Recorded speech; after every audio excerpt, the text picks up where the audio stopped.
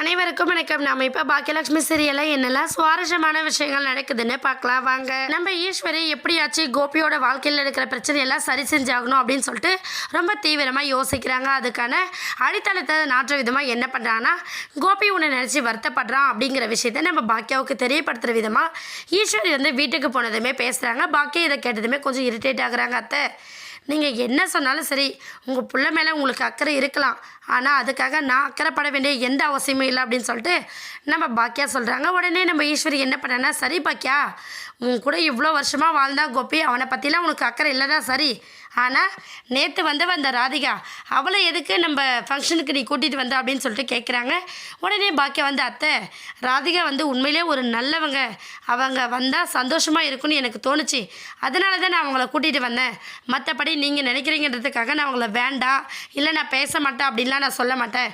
எனக்கு அவங்க நிறைய உதவி பண்ணியிருக்காங்க, அவங்கள எப்போவுமே நான் மறக்க மாட்டேன் அத்தை அப்படின்னு சொல்லிட்டு நம்ம பாக்கியா சொல்கிறாங்க. நீ எவ்வளோ சொன்னாலும் திருந்த மாட்டேன் பாக்கியா, கோபி முன்னாடி மாதிரி இல்லை, உன்னை பற்றி நிறைய புரிஞ்சுக்கிட்டான், டைவர்ஸ் வாங்குற ஒரு நிலையில் நீ எப்படி இருந்திருப்ப அப்படிங்கிறதெல்லாம் சொல்லி கோபி ரொம்ப வருத்தப்படுறான்.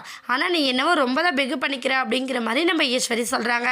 இன்னொரு பக்கம் நம்ம செலியன் இனியெல்லாம் என்ன பண்ணுறாங்கன்னா, அப்பாவும் அம்மாவும் சேர்ந்துருந்தா சந்தோஷந்தான் அப்படிங்கிற மாதிரி நினைக்கிறாங்க. ஆனால் நம்ம கோபியோட மனசுலையோ இல்லை பாக்கியாவோட மனசுலையோ அவங்க ரெண்டு பேருக்குள்ளே சேர்ந்து வாழணும் அப்படிங்கிற ஒரு எண்ணமே துளி கூட கிடையவே கிடையாது.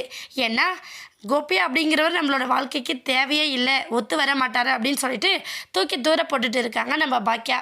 இன்னொரு பக்கம் ராதிகா தான் நம்மளோட வாழ்க்கை அப்படின்னு சொல்லிட்டு நம்ம கோபி ஒரு பக்கம் நினச்சிக்கிட்டு இருக்காங்க. ஆனால் இதுக்கு இடையில் நம்ம பாக்கியாவை எந்த அளவுக்கு தொந்தரவு பண்ணோம் அப்படிங்கிறதெல்லாம் நினச்சி ரொம்பவே ஃபீல் பண்ணிக்கிட்டு இருக்காரு நம்ம கோபிநாத்.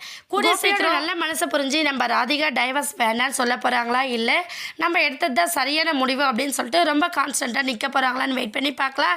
இந்த வீடியோ உங்களுக்கு பிடிச்சிருந்தா மறக்காமல் நம்ம சேனலை சப்ஸ்கிரைப் பண்ணுங்கள். தேங்க்யூ.